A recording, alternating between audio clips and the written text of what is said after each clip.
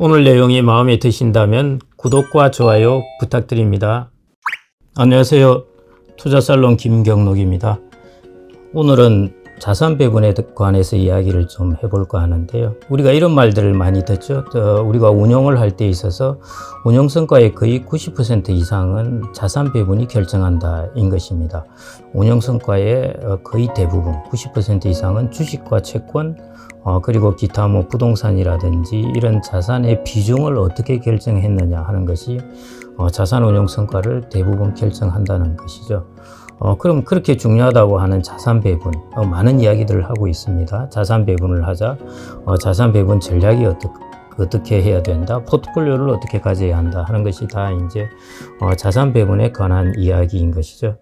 자산 배분이라는 것은 일종의 분산인데요. 자산을 분산하는 것인데 그냥 단순히 분산하는 것이 아니라 자산을 효과적으로 그리고 의도적으로 비중을 이제 변화시키면서 비중을 결정하는 것입니다. 유대인들은 이런 말들이 있죠. 유대인들은 이제 자기의 재산을 3분의 1씩 이렇게 가진다.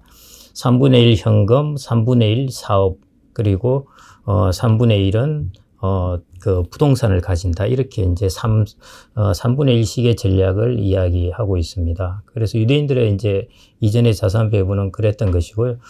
그리고 우리 여러분들이나 저도 의도했던 간에 자산 배분을 다 하고 있습니다. 예를 들어, 나는 부동산이 내 재산의 비중에 여하튼 간에 한 80%를 차지했다 하면은, 여러분들은 전체 자산에서 80%를 부동산에 배분하고 있는 셈인 것이고요.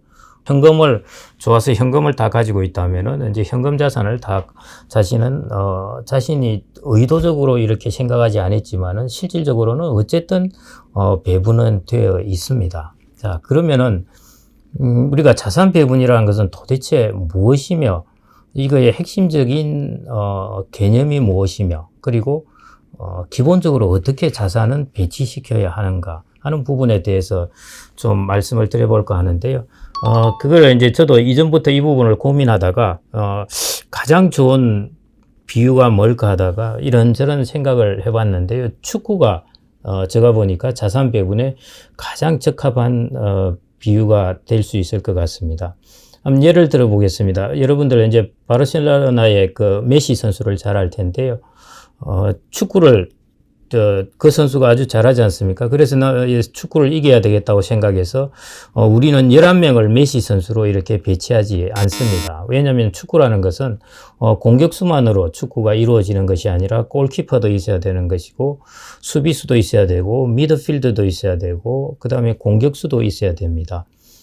이 셋이 이렇게 적절하게 이루어져서 축구에서 승리를 하게 되는 것이죠. 왜냐하면 축구는 골도 먹지 않아야 되고 상대방에게 골을 넣어야 되기 때문에 이들의 기능들이 적절하게 배분이 되어야 됩니다. 이게 이제 자산 배분의 핵심인데요. 자, 그러면 축구를 한번 살펴보겠습니다. 세 가지로 크게 나눌 수 있습니다. 공격수와 미드필드와 수비수로 나누어 볼 수 있는데요.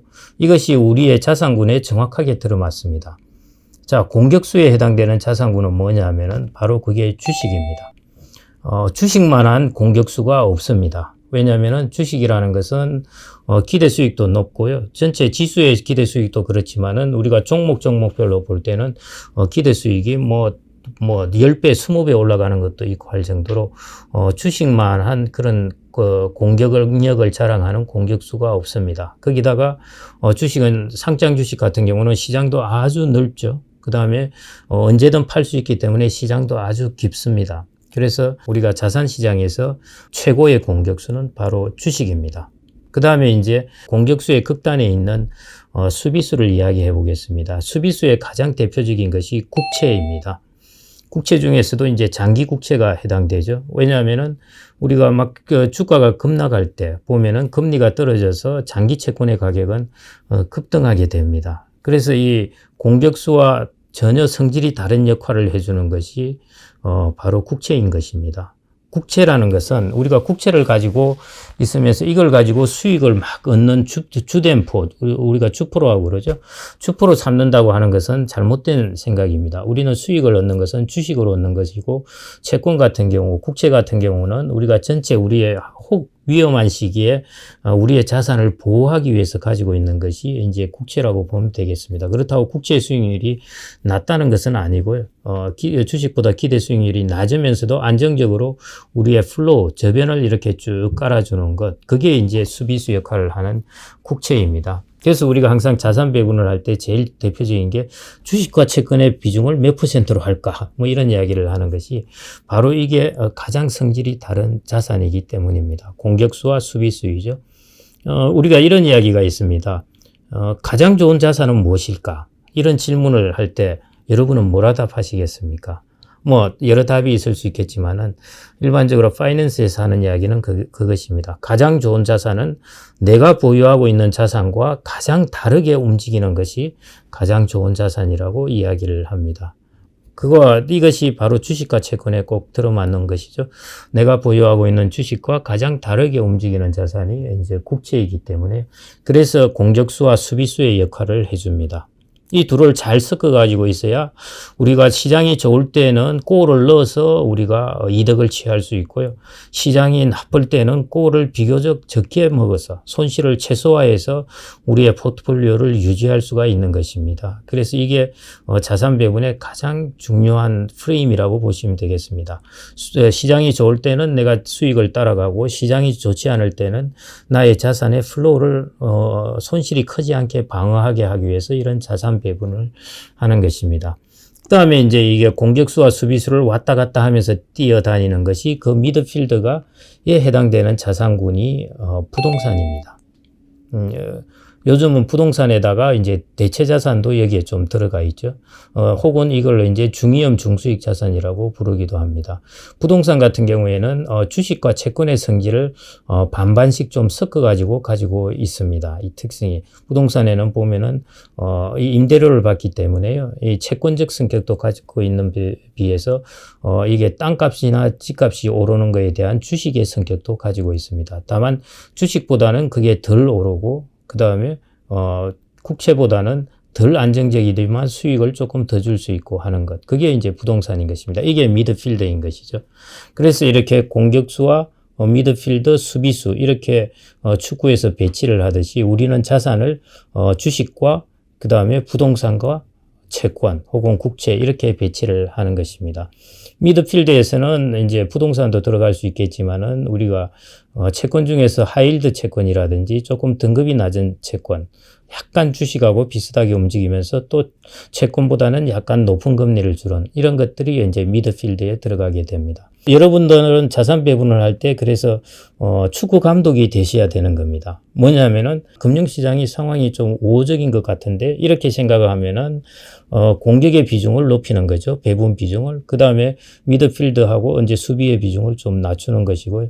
그 다음에 이제 축구 감독마다 성향이 있습니다. 여러분들이 수비 축구를 지향하는 감독이라면은 자산 배분에 있어서 미드필드와 이제 채권의 비중을 조금 높이고 공격수의 비중을 낮추는 것이죠. 그래서 여러분들은 이제 이게 축구 감독과 같은 마찬가지 역할을 한다고 이렇게 생각하면서 여러분들의 자산 배분을 결정하면 될 겁니다. 또 어떤 축구 감독은 미드필드를 두텁게 하는 것을 좋아하는 감독이 있습니다. 대신 미드필드를 막 그 공격과 수비를 왔다 갔다 막 뛰어나게 잘하는 체력이 좋은 사람을 갖다 놓고 그러니까 좋은 미드필더 자산들을 갖다 놓고 미드필더 중심으로 이제 운영하는 사람도 있습니다. 이게 이제 여러분들이 축구 감독이 되어서 나의 자산 배분을 어떻게 결정할까 하는 거에 이제 그 주된 컨셉이라고 보시면 될 것 같습니다. 그래서 주식이라는 최고의 공격수와 그 다음에 최고의 수비수에 해당되는 장기 국채와 그 다음에 이 둘에 해당되는 부동산이라는 자산을